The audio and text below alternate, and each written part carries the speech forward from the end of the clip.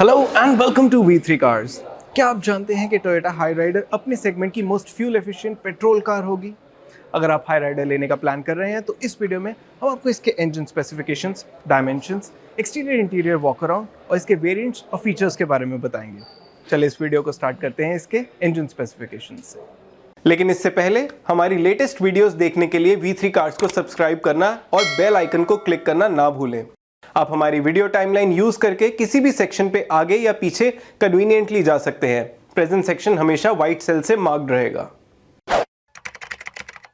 High rider mild hybrid में 1.5 litre engine आता है जो 102 PS की मैक्सिमम पावर 135 न्यूटन मीटर की पीक टॉर्क प्रोड्यूस करता है। In terms of outright output ये इस सेगमेंट का सबसे कम पावरफुल इंजन है। ये इंजन 5 स्पीड मैनुअल और 6 स्पीड टॉर्क कन्वर्टर ऑटोमेटिक दोनों ट्रांसमिशंस के साथ अवेलेबल है और इसके मैनुअल वर्जन में ऑल व्हील ड्राइव सेटअप भी है। इसके अलावा हाई राइडर में स्ट्रॉन्ग हाइब्रिड पावर ट्रेन भी है विद 1.5 लीटर पेट्रोल इंजन और इसका टोटल आउटपुट 115.5 PS है और peak torque 141 newton metre. Hyryder hybrid का पावर आउटपुट इसके राइवल से कंपेरेबल है and it's available with an automatic transmission only. Toyota ने भी हाई राइडर, माइल्ड हाइब्रिड और स्ट्रॉन्ग हाइब्रिड की एफिशिएंसी रिवील नहीं की है। चलिए अब इसके डायमेंशंस देखते हैं।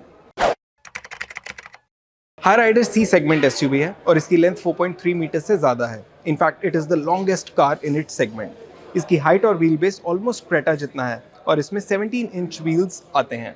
चलिए अब इसके एक्सटीरियर की डिटेल्स देखते हैं। हाई राइडर के फ्रंटल डिज़ाइन की हाईलाइट इसकी अनयूजुअल ग्रिल और हेडलैम्प पोजिशनिंग है। सो इसकी ग्रिल पे आप देख सकते हैं कि डिफरेंटली डिज़ाइन एक कार्बन फाइबर डिटेलिंग है and there is a lot of chrome detailing as well which extends on to the DRLs, जिसमें दोनों DRLs जो हैं वो डिवाइड करती है। ये DRLs जो हैं ये डुअल फंक्शन टाइप हैं and they also work as turn indicators. और इसके लोअर एंड पे जो आप असेंबली देख रहे हैं these are the headlamp units. So ये LED टाइप हेडलैम्प्स हैं and you also get a really large air dam जिसके अपर एंड पे you get a front parking camera. So इसका फ्रंटल डिज़ाइन बहुत ज़्यादा अपराइट नहीं लगता but it gives you a masculine appeal. Now if you move to this side you can see 17 inch alloy wheels here। ये machine finish में है and these are designed in a way that they look like they are already in motion. Move a little far behind and you can see there's the plastic cladding that goes all around towards the side of the car, but it is very even from the front to the rear and even on the wheel arches. Now this is the dual tone version, तो इसकी roof और ORVMs दोनों black colour में है and ORVMs के नीचे आप देख सकते हैं इसमें पार्किंग कैमराज हैं। So this car gets 360 parking cameras because this is the hybrid version that we are seeing in front, तो इस पे हाइब्रिड की बैजिंग भी है। Move further back and you can see that there is chrome detailing throughout the window line on this car. और इसके side design के otherwise कुछ नोटेबल एलिमेंट्स हैं जो आप देख सकते हैं। Shark fin antenna, roof rails, Chrome detailing on the Windows and 17 inch alloy wheels. Now this also gets a really large quarter glass at the rear, so which should make the cabin feel airy. Now move to the rear. और rear में भी आपको side की तरह सबसे पहले तो hybrid badging मिलेगी and because this is the top variant तो इस पे V variant की detailing भी है। इसकी boot lid का डिज़ाइन काफ़ी busy है, so you get a lot of chrome detailing here. There are LED headlamps और headlamps के around और भी LED detailing है which works as parking lamps. इसके रियर डिज़ाइन के अगर कुछ नोटेबल एलिमेंट्स की बात करें, so you get a defogger, you get rear wiper, you also get a rear parking camera and there is some glossy finish on bumper as well. So अगर हम इसके boot की बात करें तो टोयोटा ने अभी इसकी बूट स्पेस डिक्लेयर नहीं की है and this is also a 2 part boot. So आप देख सकते हैं कि इस बूट में एक ये लोअर हाफ है and then there is this plate as well जो यहाँ पे आ जाती है। सो इसके बूट में नीचे यहाँ की तरफ रखने के लिए बहुत ही कम जगह है। You can only keep small stuff जो बहुत ज़्यादा हाई ना हो, बट ऊपर ये जगह मिलेगी। Now we don't know the exact dimension of the boot but if my guess is correct then it should be close to 300 or some litres.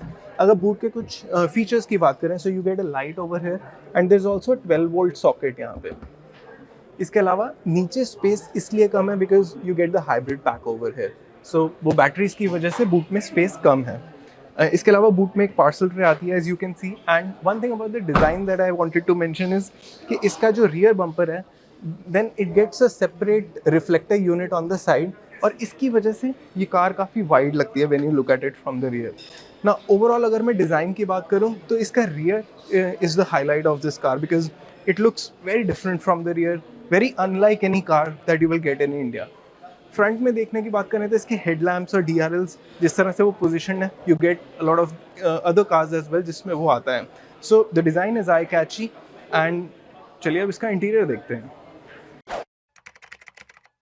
Hyryder में प्राइमरीली ऑल ब्लैक केबिन आता है but you get a dose of brown finish as well in the dashboard, और इसके dashboard के passenger side पे यहाँ पे soft touch material है but otherwise you get hard plastic everywhere inside the cabin. Now talking about the storage space over here, तो इसके glove box में इतनी space है कि यहाँ पे एक water bottle आ सकती है along with the owner's manual, and you also get storage space in both the front doors as well. Talking about storage space in the central tunnel, तो यहाँ पे 2 cup holders हैं जिसमें आप फ़ोन रख सकते हैं. There's also a phone storage space ahead of it जिसमें wireless charging का option है. The storage space under the front armrest as well, but ये इतनी छोटी है कि इसमें छोटा सामान जैसे वॉलेट टाइप आ सकता है. Talking about some of the features जो ड्राइवर के पर्सपेक्टिव से इंपॉर्टेंट हैं, तो इसके सेंटर कंसोल पे आपको फ्रंट सीट्स के वेंटिलेशन का ऑप्शन मिलता है, and there is also EV and drive mode buttons over here. Gear lever के आगे of course you get the wireless charging option जिसके ऊपर एक USB आउटलेट और एक 12 वोल्ट सॉकेट है, and above that you get the switch to on off the traction control, and then there's the aircon control buttons. उसके ऊपर 9-inch touch screen infotainment system आता है which you've also seen in some of the Maruti cars like Baleno, and the biggest thing is कि for the first time you are going to get a digital instrument cluster in a Toyota Maruti car जो इसमें आता है. It's a very basic system, not a high-end, high-tech digital instrument cluster, but you get a digital instrument cluster. Driver के perspective से इसमें tilt and telescopic adjustment भी आती है, and you also get a panoramic sunroof, and there's storage for the sunglass as well on the top. इसके अलावा इसके यहाँ पे हेड अप डिस्प्ले के कंट्रोल्स हैं, and you also get controls for 360 degree parking camera. ना talking about soft touch materials, तो वो सिर्फ डैशबोर्ड पे नहीं but you also get them on the doors where there is leather finish on the door armrest and leather finish on the door padding as well. Talking about the space and the room that I get over here, so I'm seated in a very comfortable position, और ये seats में leather upholstery है, and I can see the dashboard as well as the bonnet from here, so it feels like it's a very commanding position. And now that I've set the front driving position according to my liking, चलिए देखते हैं इसके rear में कितनी space है.